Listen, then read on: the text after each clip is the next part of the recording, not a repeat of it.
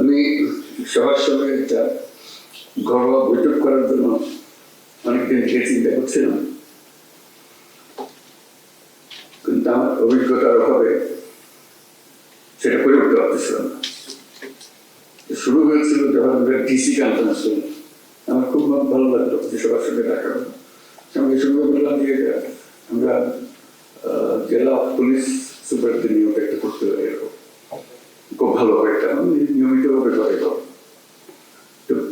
বেশ কয়েকবার বলেছি, মনে হচ্ছে একটা কাজ হবে, কেউ অর্গানাইজ করবে, কিন্তু আমার এটা কথায় কথায় হয়নি। শেষে আইডেন্টি সম্পর্কে আবার কথাটা উঠাতে, ঠিক আছে এটা আমরা করি। একটু দেরিতে হলো, তখন আমরা সবাই একসাথে বসলাম, খুব ভালো লাগলো সবার সঙ্গে দেখা করেছি। সরকার যাই কিছুই করতে চাক না কেন, যে ভঙ্গিতেই করতে চাক না কেন, শেষ পর্যন্ত পুলিশের হাত দিয়ে করতে হয়। তারা করে দেবে না, তারা এনভায়রনমেন্টটা সৃষ্টি করে। ওই এনভায়রনমেন্ট না থাকলে তাহলে কোনো কাজে আর হয় না। কারণ পুলিশের কথা প্রসঙ্গে বারে বারে আমরা বলছি দুটো শব্দ, আইন ও শৃঙ্খলা। এটাই হলো পুলিশ। কাজে ওই পুলিশের হাতে এটাকে এক্সিকিউট করা, এটাকে এই পরিবেশ সৃষ্টি করা, আইনের পরিবেশ সৃষ্টি করা। আইন যদি না থাকলো তাহলে সরকারও কি, গণতন্ত্র কি, অধিকার কি, মানুষ নাগরিকদের কি, কিছুই থাকে না। কাজে এটাই ছিল মূল জিনিস, যে আমরা পুলিশকে অবহেলা করে কিংবা পাশ কাটিয়ে গিয়ে দেশ করতে পারবো না। তারাই সম্মুখ সারির মানুষ। তারা ক্ষেত্র প্রস্তুত করলে তখন বাকি জিনিসগুলো হয়, তখন বীজ লাগানো হয়, চারা লাগানো যায়, সবকিছু হয়। আইন না থাকলে, শৃঙ্খলা না থাকলে, যত বড় বড় চিন্তাই হোক, যত টাকাই ঢালুন, কোনো কাজে আসবে না। কিন্তু সেই জন্যই পুলিশের গুরুত্বটা মনে মনে খুব অনুভব করছিলাম, যে একবার বসি, নিজেদের মধ্যে একটা আলাপ আলোচনা করি, কি করা যায়, কিভাবে অগ্রসর হব। আজকে তোমাদের তরফ থেকে কথাগুলো শুনে খুব খারাপ লাগলো, যে এই অবস্থার মধ্যে তোমাদেরকে কাজ করতে আমরা ঠেলে দিয়েছি, যে করো। কাজ করার একটা পরিবেশ লাগে, সহযোগিতা লাগে, সামর্থ্য লাগে। সেটা ছাড়া, ঢাল তলোয়ার ছাড়া আমরা যুদ্ধক্ষেত্রে পাঠিয়ে দিয়েছি যে লড়াই হোক। সেই জিনিসটা আমি অবশ্যই পরপরে এটা নিয়ে বৈঠক করবো, সমাধান করতে পারবো যাই না, কোনো জিনিস সমাধান করতে বড় কঠিন জিনিস হয়ে যায়, কিন্তু চেষ্টা করবো যে কি করা যায়।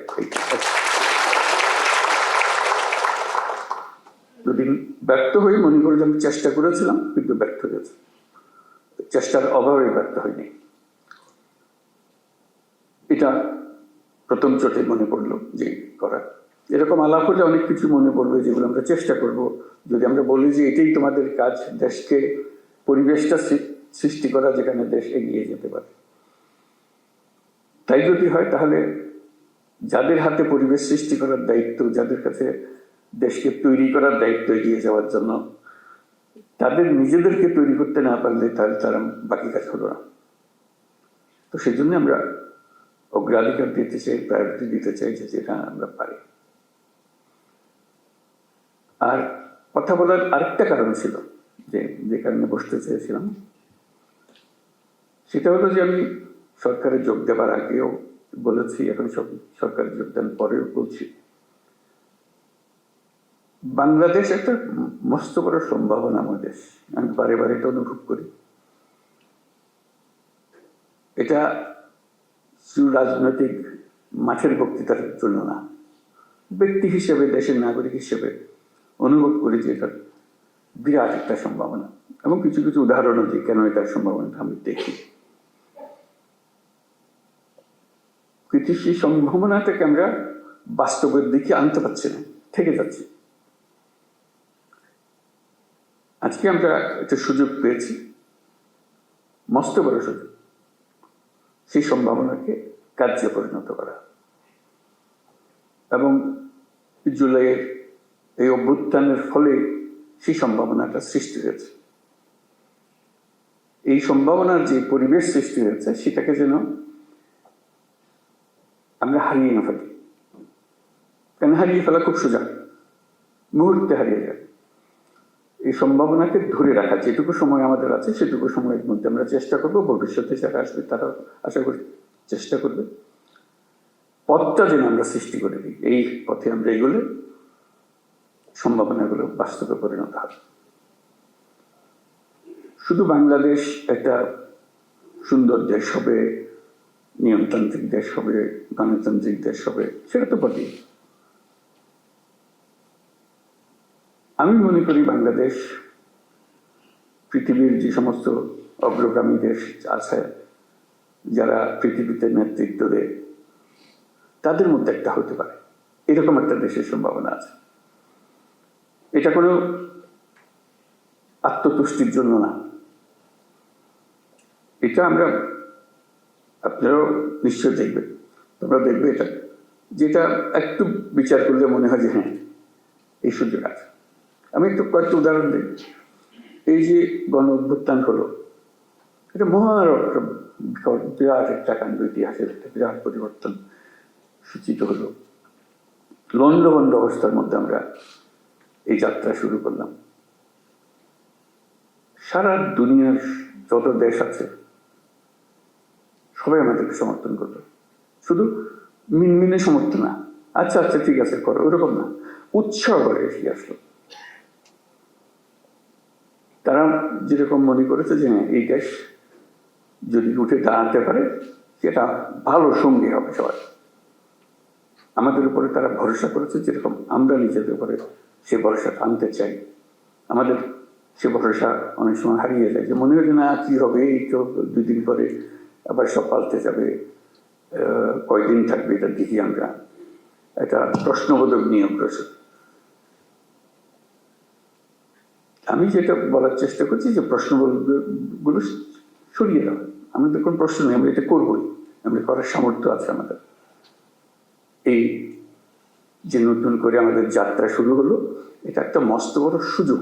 এই সুযোগটার উপরে আমি আন্ডারলাইন করছি, এই সুযোগটা যেন আমরা হারিয়ে না ফেলি। এটা শুধু মুখে বললে তো হবে না, সেটা ওই যে আজকের যে আলোচনা হচ্ছে সেটার মাধ্যমে ওটা করতে হবে, যে সুযোগগুলো সৃষ্টির জন্য তারও একটা পরিবেশ লাগে, সেই পরিবেশটা সৃষ্টি করে। তো সেখানে পুলিশ বাহিনী একটা মস্ত বড় ভূমিকা পালন করে। ওই যে বললাম, আইন ও শৃঙ্খলা। আইনটা যদি আমরা সঠিকভাবে প্রয়োগ করতে পারি, শৃঙ্খলা যদি প্রতিষ্ঠিত করতে পারি, তাহলে যে কোনো যুদ্ধ জয় সম্ভব। এই যে এগিয়ে যাওয়ার যে যুদ্ধ লড়াই, যেটা এটা আনন্দের লড়াই, এটা কোনো কষ্টের লড়াই না। যত এগিয়ে যায় তত ফুর্তি লাগে, নিজের কাছে ফুর্তি লাগে, নিজের ছেলে মেয়েদের সঙ্গে কথা বলতে ফুর্তি লাগে যে আমরা একটা কাজ করছি, তারা দেখছে, তারা উদ্বুদ্ধ হচ্ছে, এবং নিজের তুষ্টি হচ্ছে যে আমি একটা এমন ভূমিকায় আছি যে ভূমিকায় দেশের একটা পরিবর্তন হবে। আমরা নতুন বাংলাদেশ বলে শব্দটা বলি সবসময়, নতুন বাংলাদেশ, এটা কথার কথা না। এটা নতুন বাংলাদেশ আমরা এই জন্য বলি যে পুরনো বাংলাদেশ হচ্ছে অন্ধকার যুগ, আমাদের ভয়ঙ্কর একটা যুগ। সেই ভয়ঙ্কর দিন থেকে আমরা সুন্দর ঝলমলে একটা দিনে আসতে চাই, সেটা হলো নতুন বাংলাদেশ।